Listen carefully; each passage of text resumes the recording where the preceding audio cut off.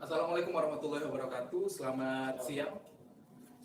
Selamat datang kembali adik-adik mahasiswa baru Fakultas Dakwah dan Komunikasi UIN Suskaryau, di mana kali ini kita sudah akan memasuki sesi ketiga pengenalan budaya akademik dan kemahasiswaan Fakultas Dakwah dan Komunikasi UIN Suskaryau. Nah, kali ini di kesempatan ini kita akan diberikan materi dan ngobrol-ngobrol juga bersama Bapak Dr. Tony Hartono. Selamat siang, Pak. Semangat. Gimana mau bertemu sama mahasiswa baru Fakultas Dakwah nih, Pak?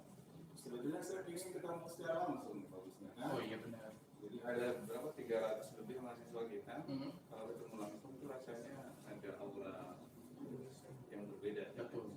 Tapi karena kondisi COVID ini, ya kita harus melaksanakan kegiatan-kegiatan itu.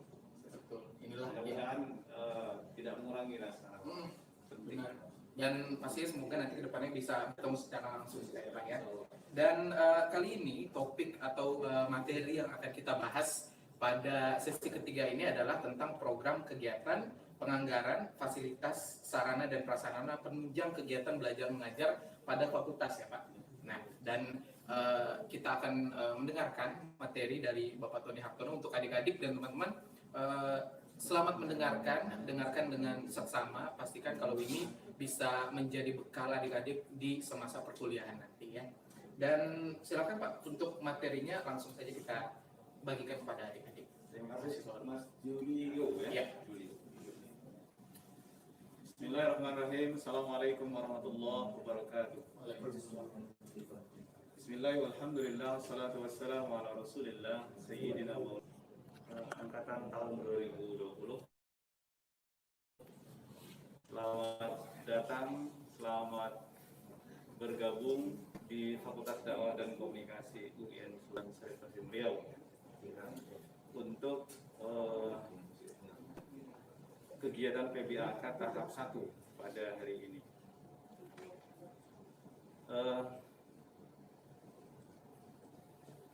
Pada awalnya saya ingin menyampaikan bahwa seharusnya PBAK ini dilaksanakan secara normal, yaitu bertatap muka secara langsung seperti PBAK sebelum tahun ini atau sebelum-sebelumnya.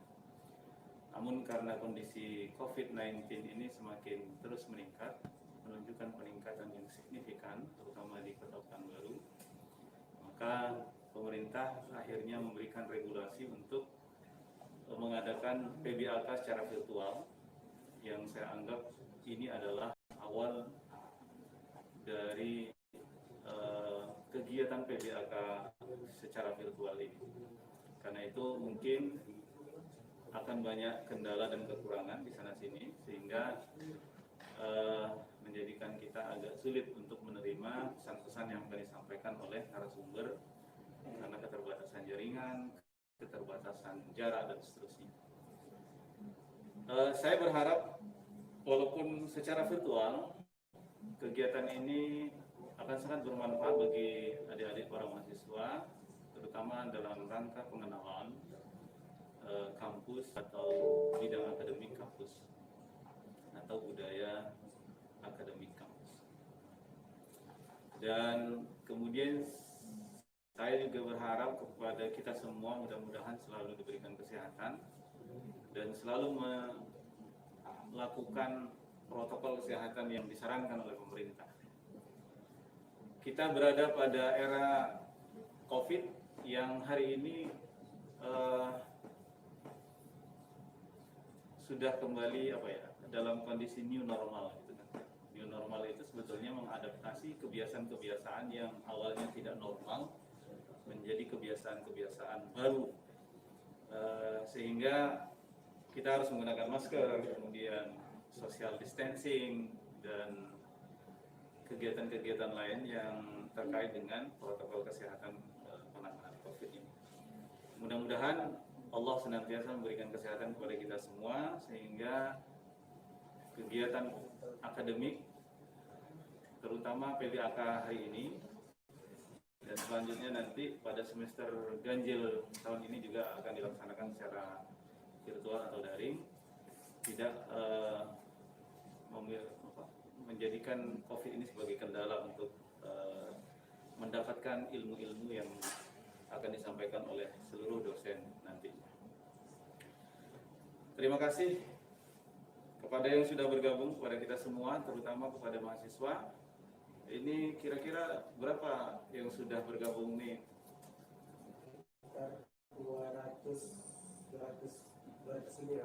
200 lebih ya. Mahasiswa kita yang tahap 1 ini, kalau nggak salah saya tadi Pak Dekan menyampaikan 338. Mungkin ada sebagian yang bergabung pada line yang lain, dan mudah-mudahan bisa menerima pesan ini dan mencernanya, dan kita bisa mendiskusikan nanti di akhir sesi hari ini. Adik-adik yang berbahagia, saya mendapatkan tugas dari pimpinan untuk menyampaikan terkait dengan program kegiatan, penganggaran, fasilitas, sarana dan prasarana penunjang kegiatan belajar mengajar. Dalam konteks ini sebetulnya perkuliahan yang dilakukan untuk situasi normal. Jadi fasilitas atau sarana dan prasarana yang disediakan oleh kampus atau fakultas sebetulnya untuk kegiatan perkuliahan normal. Jadi misalnya ada beberapa fasilitas yang kemudian itu mendukung perkuliahan adik-adik. Seperti misalnya kita berada sekarang di lab atau di studio TV. Jadi studio TV ini sebetulnya sebagai penunjang kegiatan minat dan bakat mahasiswa yang konsentrasinya penuh untuk bidang broadcasting misalnya kan. Jadi terkait dengan itu, maka saya ingin menyampaikan secara runut saja seperti yang sudah disampaikan oleh pihak universitas. Yang pertama tentang program kegiatan. Jadi bidang administrasi umum, perencanaan dan keuangan ini terkait dengan bagaimana pimpinan atau Fakultas Dakwah dan Komunikasi itu merencanakan kegiatan-kegiatan dalam 1 tahun anggaran. Nah, kalau saya bisa klasifikasikan bahwa dalam menyusun program kegiatan itu ada rencana kegiatan dan bentuk kegiatan.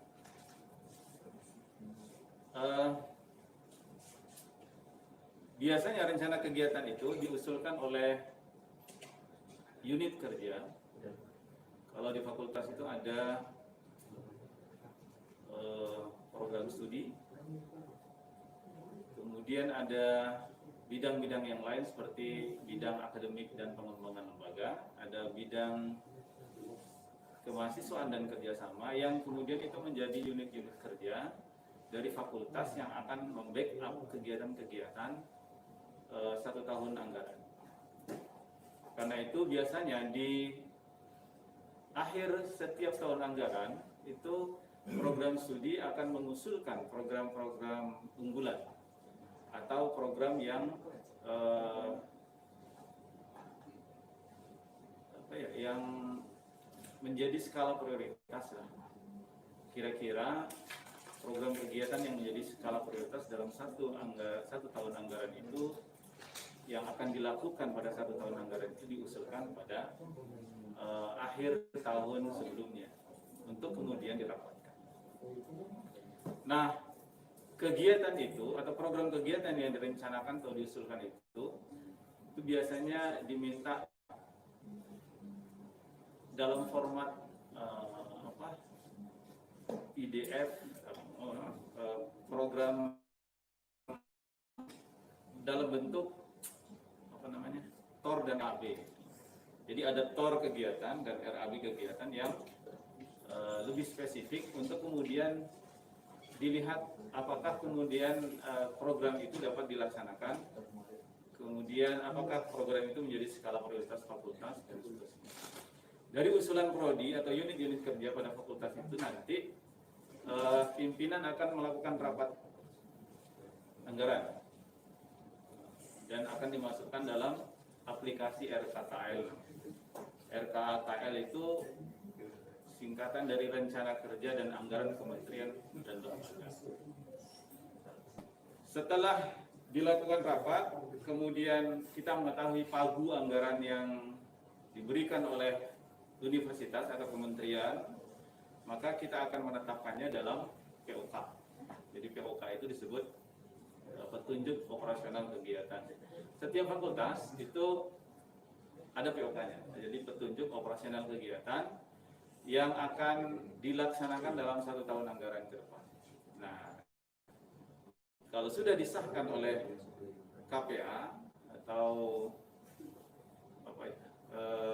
rektor, maka kegiatan itu boleh dilaksanakan dalam 1 tahun anggaran. Dan biasanya kalau anggaran atau usulan-usulan itu kemudian tidak bisa dilaksanakan, bisa direvisi.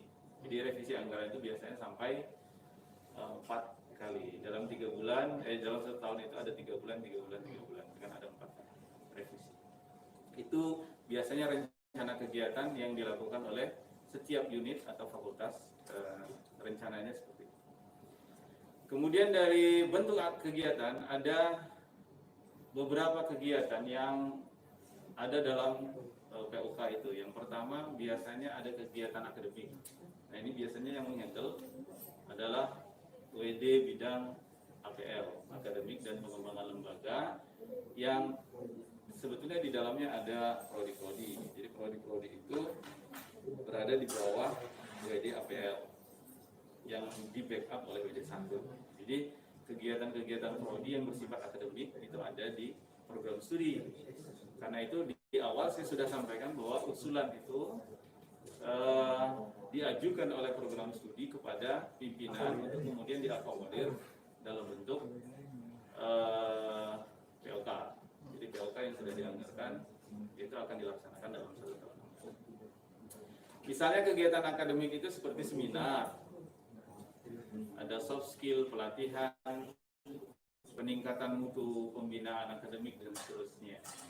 Jadi kalau dulu secara normal, Mas Julio itu mahasiswa itu mendapatkan kegiatan-kegiatan pembinaan bidang akademik. Misalnya menulis skripsi yang baik, gitu kan? Itu ada seminarnya. Kemudian pelatihan kepemimpinan dan seterusnya. Namun di masa pandemi Covid ini kita belum bisa melakukannya, dan anggaran kita pun sebetulnya sudah dipotong oleh pemerintah pusat kan, berapa persen, 50% atau berapa persen. Sehingga kegiatan-kegiatan dalam masa pandemi Covid ini yang tidak bersentuhan langsung dengan mahasiswa dan kegiatan-kegiatan yang tidak penting itu langsung dipotong oleh pemerintah. Kemudian bentuk kegiatan yang lain adalah ada pengadaan barang. Jadi barang itu sebetulnya adalah modal atau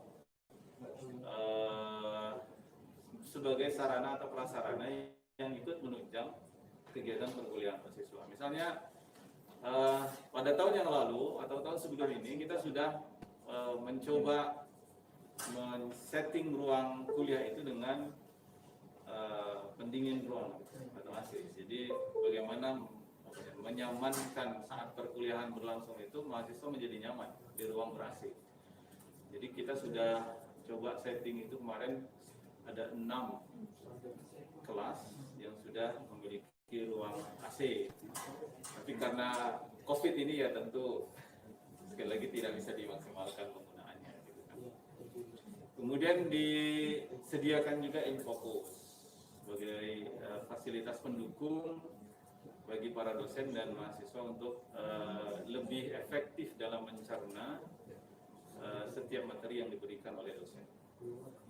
Kemudian ada komputer, di dakwah itu ada lab desain grafis dan multimedia yang kemudian itu terkoneksi dengan jaringan internet yang bisa digunakan untuk sebagai praktek atau upaya untuk memaksimalkan potensi akademiknya. Jadi ada mahasiswa-mahasiswa yang memiliki kreativitas tinggi itu bisa menggunakan lab-lab komputer yang ada di lantai 3 Fakultas Dakwah. Kemudian yang ketiga, bentuk kegiatan yang lain itu juga ada namanya belanja jasa. Nah, kalau belanja jasa ini misalnya di studio TV ini ada langganan apa yang harus dibutuhkan pada setiap tahunnya. Kalau di radio itu ada iuran-iuran rutin, belanja-belanja rutin yang kemudian itu menjadi salah satu substansi yang harus dilakukan secara kontinu.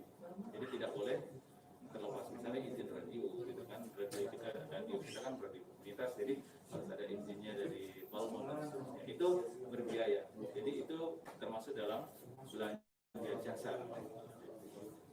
Kemudian yang terakhir ada belanja pemeliharaan. Jadi fasilitas yang sudah kita beli, yang sudah kita adakan pada setiap tahun, termasuk komputer dan seterusnya tadi, itu harus dianggarkan belanja pemeliharaan.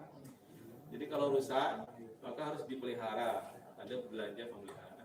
Itu sebagai konsekuensi bahwa setiap apa yang kita belanjakan dalam bentuk barang atau prasarana atau sarana itu maka harus dianggarkan pemeliharaan. Itu kira-kira yang terkait dengan bentuk kemudian yang selanjutnya adalah penganggaran. Jadi anggaran itu sebetulnya apa sih gitu kan? Anggaran itu adalah rencana keuangan yang mencerminkan pilihan kebijakan untuk satu periode. Jadi sudah saya singgung di awal sebetulnya kalau kita mengusulkan program kegiatan, maka sebetulnya kita harus menganggarkan kegiatan itu menjadi sebuah program kerja yang dilakukan dalam satu tahun anggaran. Jadi menganggarkan itu adalah mencoba mengkalkulasikan setiap kegiatan itu kira-kira budget atau biayanya berapa yang dibutuhkan. Jadi kalau misalnya pemeliharaannya komputer itu ada sekian unit, maka setiap unitnya kira-kira dia butuh berapa. Dan biasanya kalau alat-alat elektronik ini kerusakannya pada wilayah mana yang paling sering gitu kan. Itu harus dianalisis seperti itu sehingga anggarannya tidak terlalu jauh melesetnya dari perkembangan yang ada pada setiap pada setiap unit yang ada. Kemudian kita juga harus menjalankan prinsip-prinsip penganggaran yang selama ini selalu disampaikan oleh pimpinan, yaitu transparansi dan akuntabilitas anggaran, kemudian disiplin anggaran, yaitu terukur dan rasional. Jadi misalnya kita membuat kegiatan A, maka kira-kira ukuran kegiatan itu seperti apa? Kemudian rasional tidak. Misalnya masa pandemi COVID ini kan ada yang paling sering itu kita dengar webinar gitu. Webinar itu misalnya ada narasumber itu secara regulasi dia dibayar berapa? Nah itu kan harus rasional gitu kan. Tidak boleh melebihi dari pagu atau tidak boleh melebihi dari biaya masukan yang ditetapkan oleh pemerintah. Kemudian keadilan anggaran, artinya dapat dinikmati oleh semua warga kampus, sivitas akademik kampus, baik dari mahasiswa, dosen, tenaga pendidikan, atau yang lain. Jadi semua harus merata, tapi merata itu belum tentu jumlahnya sama gitu kan. Misalnya mahasiswa diberikan kegiatan A, itu anggarannya berbeda dengan dosen dan tenaga pendidikan. Kemudian efisiensi dan efektivitas anggaran itu tepat guna, dapat dilaporkan, tepat pelaksanaan, akuntabilitasnya dapat dijamin sehingga tidak bermasalah dengan laporan setiap tahunnya. Kemudian yang terakhir disusun dengan pendekatan kinerja, yaitu output dan outcome-nya. Kemudian yang ketiga itu ada istilah DIPA, daftar isian pelaksanaan anggaran, dan yang terakhir ada PAMU, itu batas pengeluaran. Masih ada waktu mas? Kira-kira masih sekitar 5 menit. Kemudian yang terakhir, saya juga ingin menyampaikan kepada adik-adik mahasiswa bahwa Fakultas Dakwah ini adalah satu fakultas yang sebetulnya memiliki banyak fasilitas yang biasa digunakan untuk penunjang perkuliahan. Yang pertama, kuliah kita saat ini ada 23 unit atau buah, ada tersebar di beberapa gedung, ada di gedung FDK itu, kemudian ada gedung bersama, ruang bersama, kemudian IC dan FTK atau Fakultas Tarbiyah dan Tarbiah. Kita juga punya ruang teater satu, kemudian ada perpustakaan yang kemudian digabung UIN, kemudian ada studio TV yang hari ini kita sudah berada di sini. Kalau nanti situasi sudah normal, maka adik-adik bisa merasakan studio TV yang seperti layaknya di TV One gitu ya, Pak Rozi ya. Kemudian ada studio radio yang bisa sebagai penyiar bisa melakukan siaran secara langsung. Kemudian ada klinik konseling, ada rumah dai, ada studio fotografi dan seterusnya. Mungkin untuk Itu kira-kira yang dapat saya sampaikan. Oke, sampai di situ ya. Ya, Terkait dengan fasilitas, penganggaran dan segala macam. Terima kasih Pak Tony atas materinya, dan untuk adik-adik maba mahasiswa baru boleh mungkin jika ada kendala dan di Google Meet kita, adik-adik bisa pindah ke platform YouTube. Kita menyediakan live stream di sana, dan jangan lupa di subscribe YouTube-nya.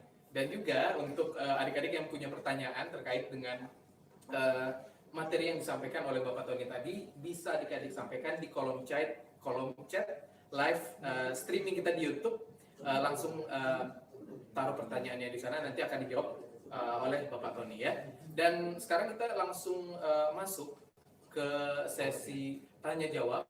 Sudah ada yang tadi bertanya kepada Bapak Tony terkait dengan materi yang disampaikan tadi. Pertanyaan pertama kali ini datang dari Afrilia nih Pak. Assalamualaikum, nama saya Afrilia, jurusan Ilmu Komunikasi. Ingin bertanya Pak, bagaimana tanggapan dosen ketika nilai mahasiswanya anjlok karena kurang paham dengan belajar daring? Ini mungkin tadi berkaitan dengan Pak Mas Duki ya, tapi boleh sekilas dijawab. Terima kasih atas pertanyaan Dinda Afrilia Rizky Utami ya. Terima kasih. Ini dari mana Afrilia Rizky Utami ini? Afrilia dari jurusan Ilmu Komunikasi. Tempatnya di mana nih, Ji? Ada ya? Ini ya, kita kumpulin dari YouTube nih, Pak.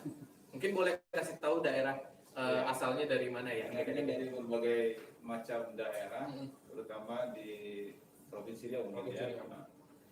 Bagaimana nilai ketika tanggapan dosen ketika nilai mahasiswanya anjlok karena kurang paham dengan belajar daring? Nah, ini salah satu kendala yang memang terjadi ketika perkuliahan daring. Artinya begini, setiap daerah itu memiliki kendala-kendala yang berbeda terkait dengan fasilitas yang dimiliki. Misalnya kalau di daerah-daerah yang terluar dari Provinsi Riau itu kan akan sangat sulit mendapatkan sinyal jaringan, gitu kan. Providernya pun mungkin tidak pernah masuk ke daerah itu, gitu kan. Sebetulnya pihak universitas itu sudah membuat aturan atau regulasi terkait dengan perkuliahan daring ini. Jadi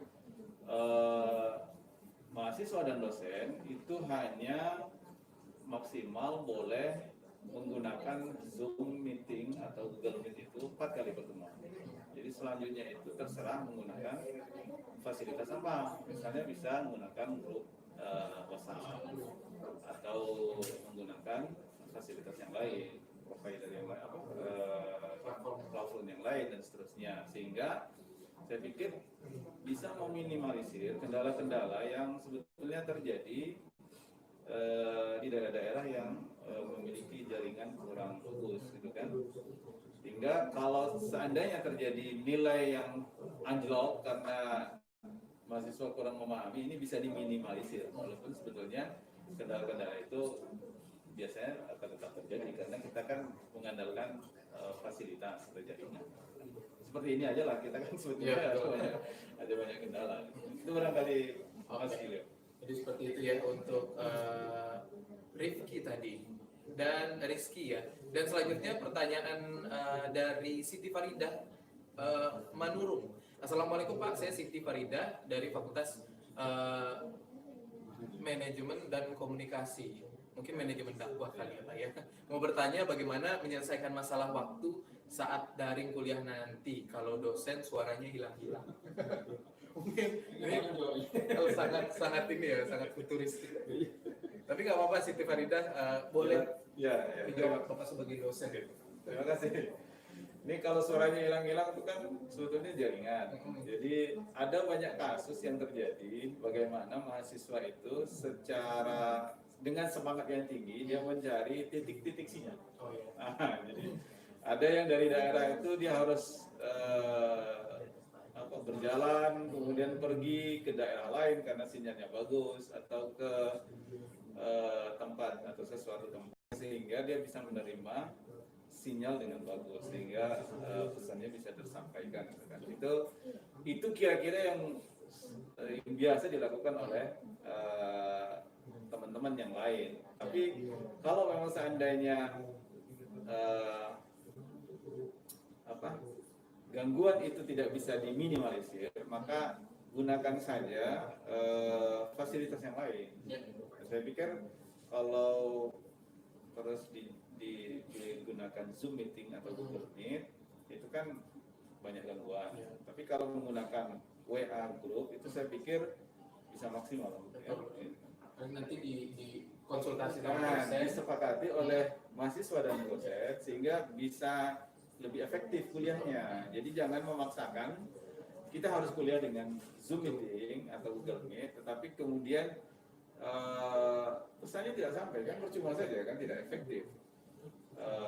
Yang lebih baik adalah kita menyepakati kira-kira yang bisa diakses secara normal itu fasilitas apa, sehingga komunikasi atau pesan yang disampaikan oleh dosen oleh mahasiswanya bisa dicerna dengan baik, gitu kan, tidak hilang-hilang seperti yang ditanyakan.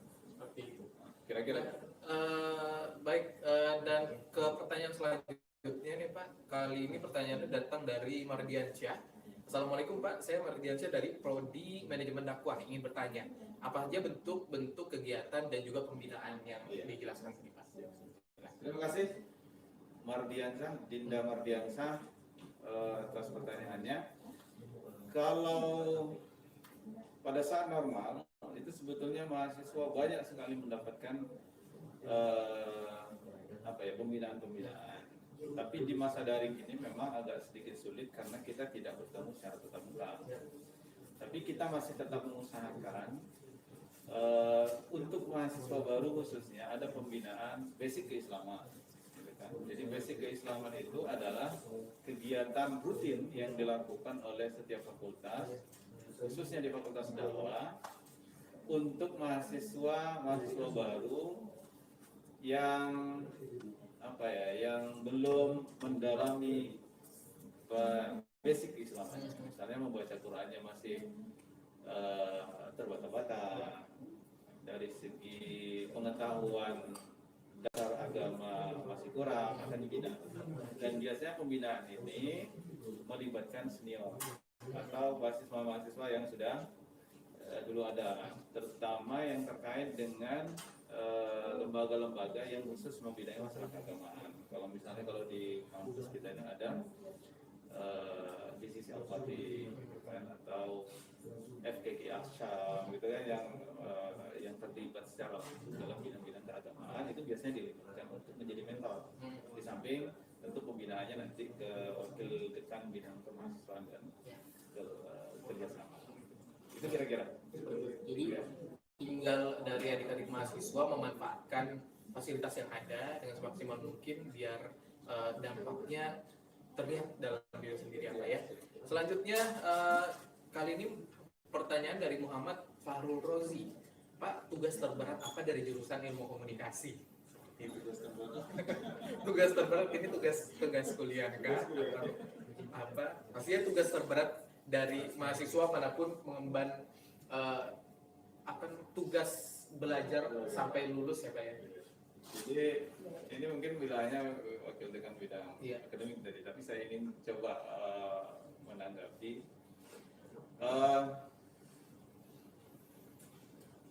Pada perkuliahan itu setiap semester disuguhkan paket mata kuliah. Jadi kalau adik-adik bisa belajar secara apa ya, nyaman atau bagus pada setiap semesternya masuk gitu kan, dan mendapatkan nilai, maka sebetulnya itu normal. Setiap semester pasti akan keluar menghasilkan nilai gitu kan, walaupun nilainya misalnya B atau C, dan itu disebut hasil gitu kan. Nah, pada tahap akhir itu ada namanya skripsi.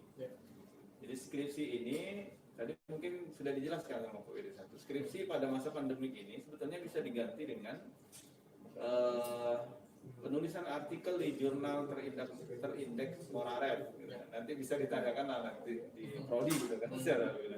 Dan ini bisa mengganti skripsi. Kalau skripsi itu sebetulnya yang menjadi kendala pada masa pandemi ini adalah masa pengumpulan datanya di lapangan, karena kita tidak mungkin terjun ke lapangan secara langsung karena COVID semakin meningkat di sana kan, kita harus jaga jarak dan seterusnya, jadi kurang maksimal. Kemudian itu bisa dipindahkan ke penulisan artikel ilmiah terindeks Moraret. Di samping itu mungkin juga bisa apa ya, kajian skripsi yang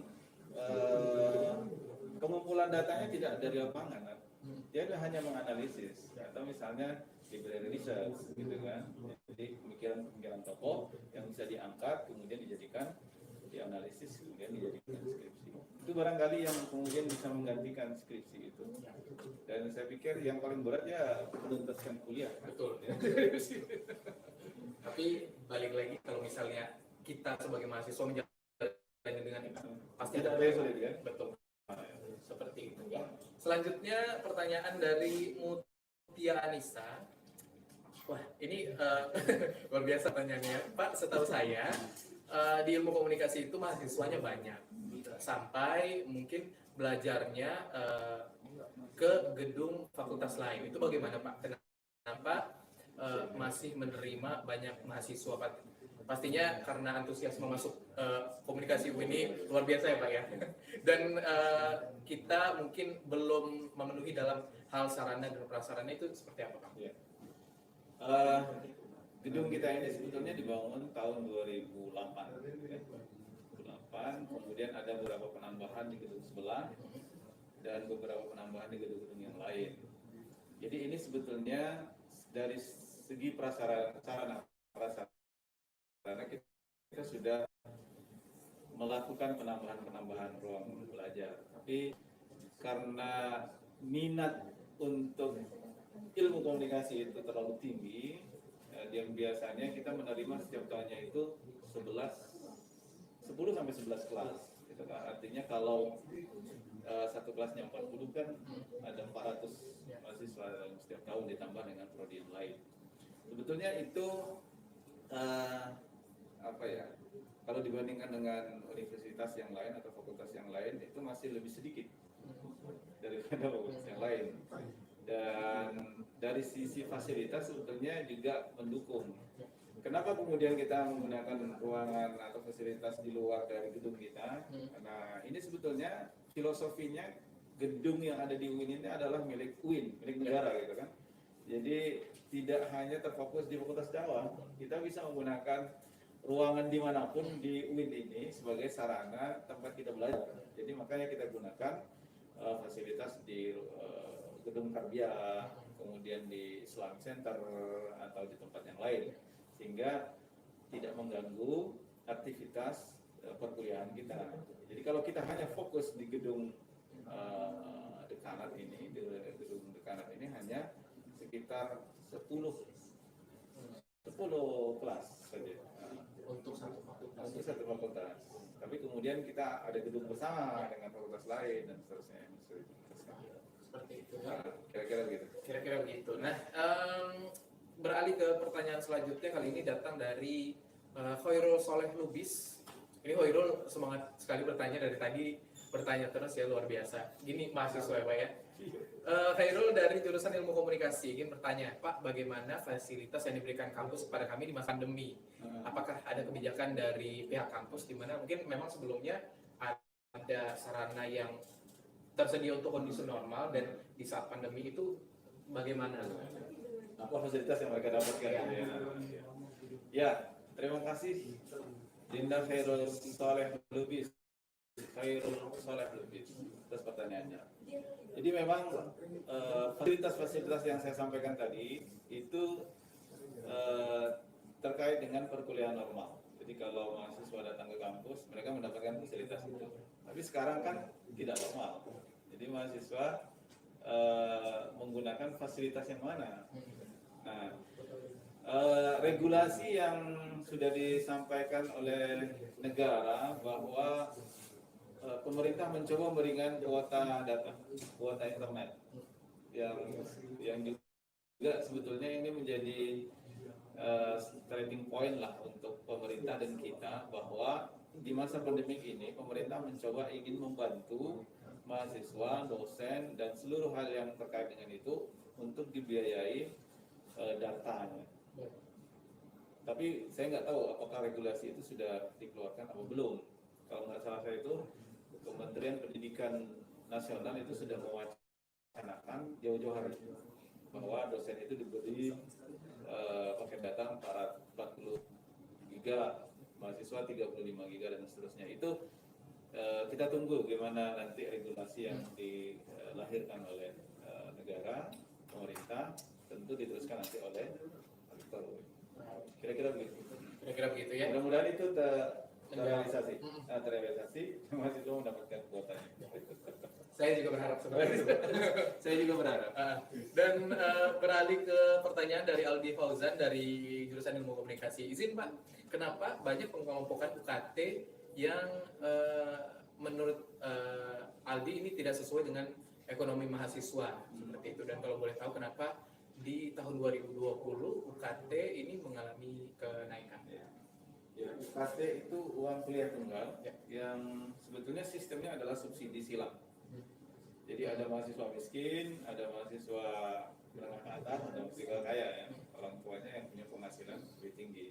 Kenapa tinggi? Sebetulnya tinggi itu dia memberikan subsidi kepada yang lemah, kepada yang miskin gitu kan.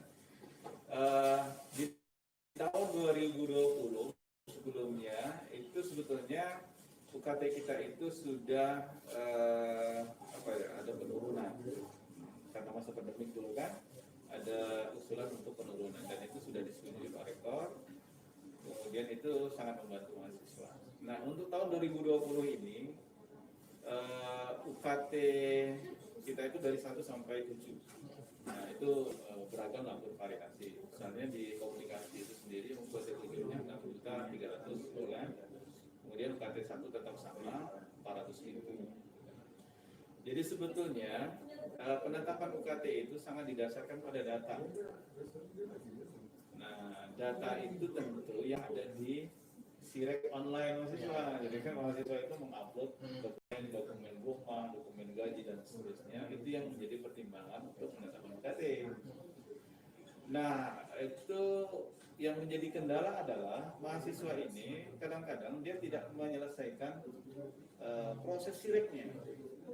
Jadi kadang-kadang ada banyak sekali mahasiswa itu yang membuat gaji ayahnya Rp0. Nah, itu bagaimana itu memverifikasi UKT-nya gitu kan? Ini sengaja atau tidak? Itu yang sering ditemukan oleh tim verifikator. Sebetulnya kalau dia mau jujur bahwa ayah atau ibunya punya penghasilan, lalu dilampirkan surat dari kelurahan bahwa penghasilannya segini, maka secara otomatis sistem itu akan membaca. Sirek itu akan membaca secara otomatis, maka si A ada pada UKT sekian, nah gitu loh. Jadi sebetulnya kita tinggal memverifikasi apakah kemudian data itu sesuai, gitu kan. Nah dulu di masa normal mahasiswa yang mengajukan UKT ini disurvei, maksudnya. Jadi survei itu ingin membuktikan bahwa apakah data yang disampaikan lewat online itu benar atau tidak.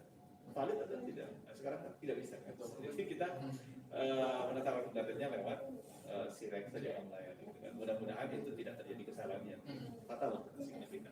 Kira-kira begitu. Betul, jadi sudah sesuai dengan data yang ada ditaruh di Sirek ya waktu itu. Nah, kita lanjutkan ke pertanyaan dari Rifdo Saputra dari jurusan Ilmu Komunikasi. Apakah di universitas kita nih Pak terdapat ruangan organisasi atau mungkin UKM ya Pak ya? Dan bagaimana status kepemilikan lahannya? Luar biasa dari Rifdo Saputra. Ya lahan kita kan milik negara nih. Ya. Nah, jadi kita tidak bisa otak-atik nih. Bukan milik kita kan, kita hanya menumpang di sini kan. Ini milik negara, aset negara. Jadi semua yang ada di UIN ini adalah aset negara dan sertifikat tanahnya sudah ada di pihak yang berwenang, itu bagian umum. Gitu kan. Itu satu. Yang kedua, masalah ruang UKK UKM gitu kan, kita sebetulnya sudah ada ruang yang diperuntukkan pada organisasi atau mahasiswa yang berada pada organisasi UKK UKM. Jadi Pak Rektor itu dulu pernah menyampaikan bahwa ada ruangan yang bisa digunakan untuk kegiatan UKK UKM. Jadi organisasi mahasiswa yang terkait dengan UKK dan UKM itu bisa menggunakan ruangan itu, dan tentu milik negara. Kita tidak boleh mengambil fasilitas-fasilitas itu menjadi milik pribadi. Itu ada semua di kampus kita. Jadi tidak perlu dikhawatirkan. Tidak perlu dikhawatirkan. Yang penting bisa memanfaatkan semua fasilitas yang ada seperti itu ya. Mungkin satu pertanyaan terakhir lagi nih Pak. Kita, nah boleh dari pertanyaan dari Muhammad Bayu. Assalamualaikum Pak, perkenalkan nama saya Muhammad Bayu dari Prodi Ilmu Komunikasi. Izin bertanya Pak, apakah kami yang dari Prodi Ilmu Komunikasi ini bisa magang ke media luar di luar Sumatera, misalnya di Transmedia dan segala macamnya Pak? Ya, terima kasih Muhammad Bayu atas pertanyaannya terkait dengan PKL atau magang. Jadi sebetulnya sejak UIN Suska, khususnya Fakultas Dakwah memiliki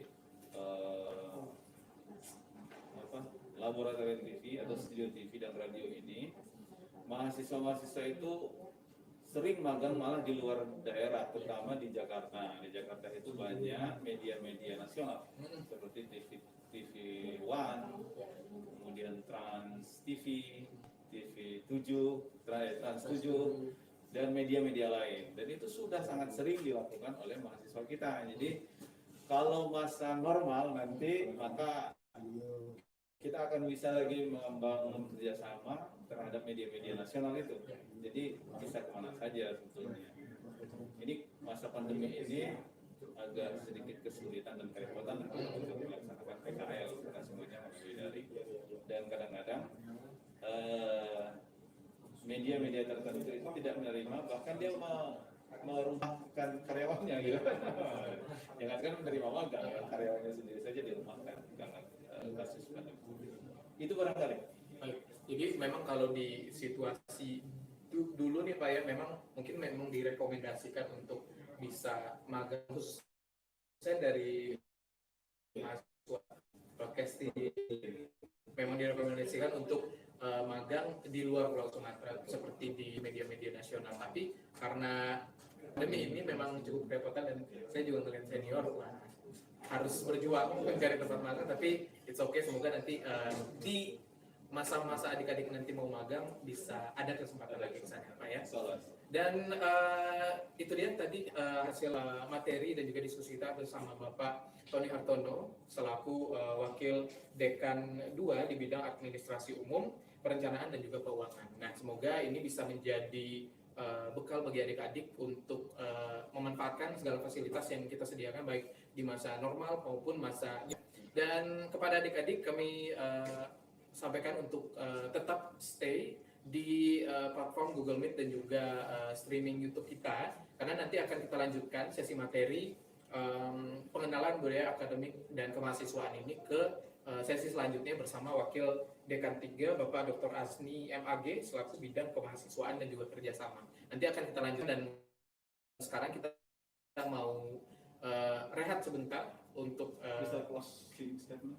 oh boleh Pak, mungkin dari Pak Tony mau memberikan satu closing statement untuk adik-adik mahasiswa sekalian. Terima kasih Mas Yudi. Ya. Saya berharap kepada adik-adik mahasiswa baru yang akan kuliah pada semester ini memanfaatkan fasilitas-fasilitas yang sudah ada selama ini, terutama gadget dan paketnya. Mudah-mudahan pemerintah akan menyetujui pemberian kuota data terkait dengan pembelajaran daring yang akan berlangsung pada semester ganjil tahun ini. Dan mudah-mudahan COVID-19 segera lalu sehingga kita bisa normal kembali. Kemudian yang terakhir saya ingin membacakan pantun nih. Oh siap, Ya, boleh. karena dari tadi tak ada pantun kan? Iya. Tentu saya nak go pantun kan. Bukan raja sembarang raja. Nah, ini raja dari Melaka. Bukan PBAK sembarang PBAK. Inilah PBAK FDK. Ya, boleh. Ada kemumu di dalam semak, lari terbang mendengar babat. Terima kasih kepada yang sudah menyimak. Semoga bisa memberi manfaat. Luar. Karena sampai ini dan perhatian kita semua. Assalamualaikum warahmatullahi wabarakatuh. Waalaikumsalam. Terima kasih banyak Pak Tony dan sampai di sini pengenalan budaya akademik dan kemahasiswaan sesi kedua bersama Bapak Wakil Dekan 2 dan nanti akan dilanjutkan. Untuk adik-adik sekali lagi diberitahukan untuk tetap stay di streaming maupun di Google Meet. Ya. Dan nanti kita akan kembali lagi, kita istirahat dulu. Assalamualaikum warahmatullahi wabarakatuh. Waalaikumsalam.